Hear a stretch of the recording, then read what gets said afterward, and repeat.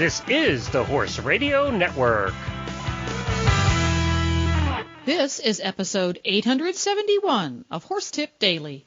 A different horse tip, a different equine topic, a different equestrian expert every day. Horse Tip Daily brings the world of equine knowledge to you, one day at a time.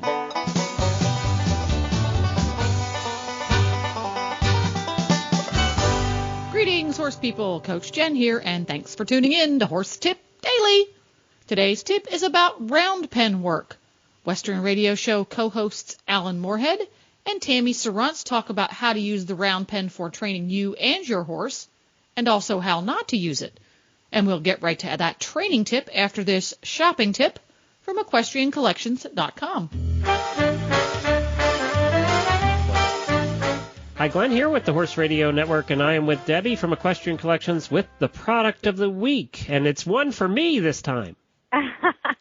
Yes, this week I'm featuring the Roper Classic Original Horseshoe Boots. These are for men, and they come in a brown color.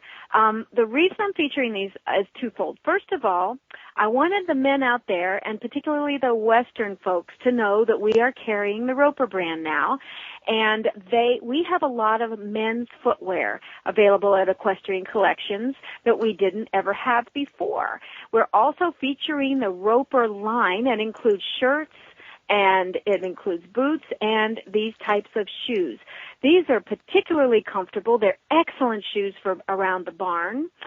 You can ride in them, and they have those little kilty things that the Western folks like on them. So this is a boot that, it's a shoe, actually, a riding shoe, that I think a lot of the men might find really a good thing to have. And I think the women, it's getting to be time to be looking for gifts. I think this is something that you should need to look at, not just this particular boot, but all the Roper line that we now feature at Equestrian Collections. And this does have the spur stud. It has the forged steel shank for support and stability. Also, it is the 3/4 paddock height. And you can find it at EquestrianCollections.com. Just search for Roper Classic Original Horseshoe Boots, or just search for Roper Boots, and you'll find it on the list there. And they do come in the brown color, and they go all the way up to size 13, which is important. So. Yeah, that's another thing. They come in a lot of sizes, and all I got to say is woohoo! And they're affordable. They're very affordable, which is the other nice thing about Ropers, too. Or I guess I should say yeehaw. Yeah, there you go. Well, you have a good day now.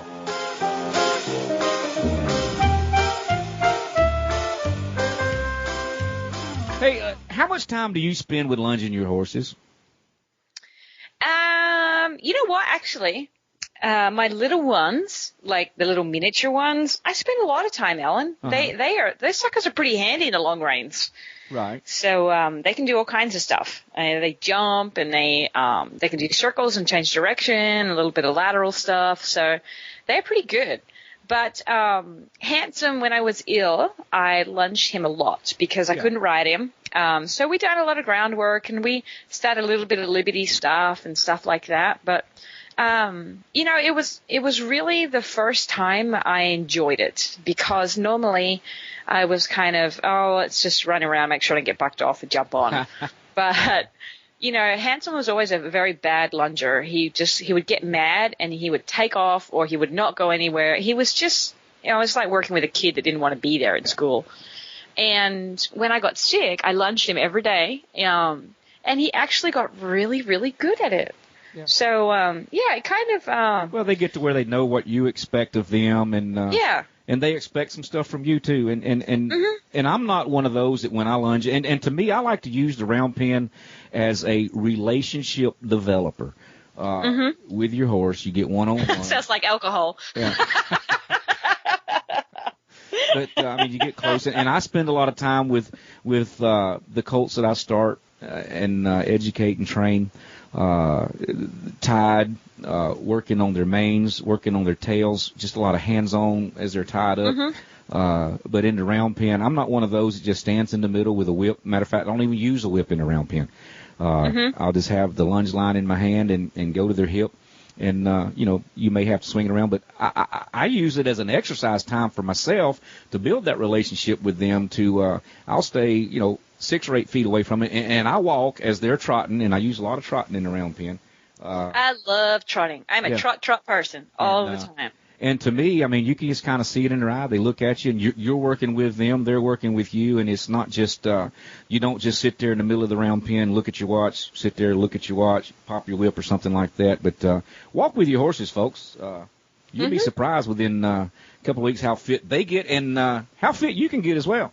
I like it. Talking about getting fit, boy, do I need to get fit, Alan. Riding starting to wear on you, huh? Yeah. Yeah, I guess so. And it's not something that you use in lieu of riding horses like that are trained and things like that. But if you've got a horse that is solid in what they do, I don't think they need to be ridden every day. That you can go work them in the round pen, you can pony them or something like that, and just to help keep them fit. Because I think that too much work can overwork and take some of the edge off, I guess. That's what I'm trying to say. But when you're working in the round pen, folks, walk with your horses. Pick you out a spot, and it's not off of body language and using that whip.